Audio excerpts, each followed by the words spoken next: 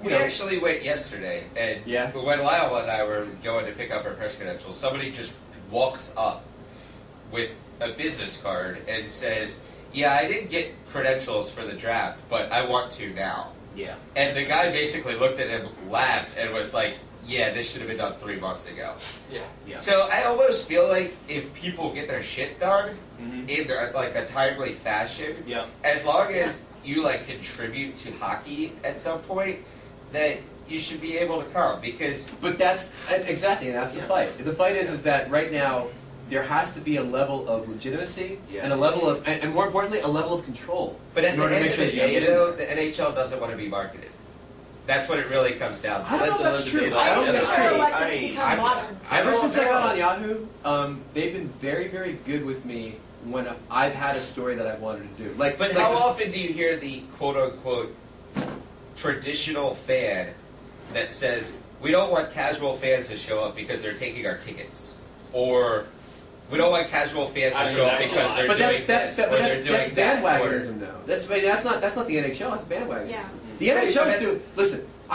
No, you'll never find a bigger critic than me about the NHL.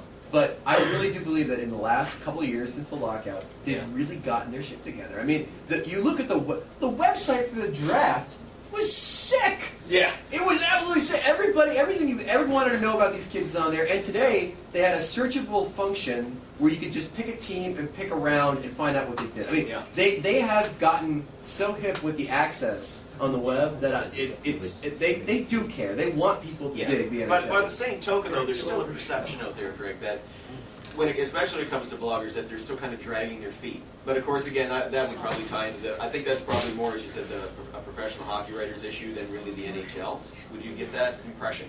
It can be. I mean, there are even questions about whether or not to let guys like McKenzie into the professional hockey writers thing because he's not necessarily a writer. Right. Yeah. You know what I mean? So there's all these labels and all these perceptions and that kind of thing. But what it comes down to, I think, is content. I mean, what it comes down to is, do they look at a site and be like, this is a legitimate media venture where there's someone... Honestly, their biggest problem is this. If they read a blog, and the blog is very, towing the line with libel and being really nasty and being profane, is there someone they can complain to? That's the only thing they care about. Is like, is there an editor? That's always been the gripe about from like newspapers. Is like, well, I can't write that because I have an editor, and the editor would never let me put that in the paper. So their thing is, it's the old McDonald's argument. If your burger is undercooked, you can go and talk to the manager. Yeah. Who is this blogger's manager? And where can I, talk to him? That's the thing. Who are these people? Who are these people?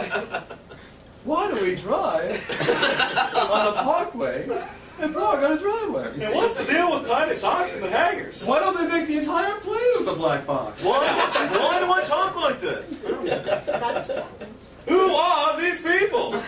Who are the ad wizards that came up with that one?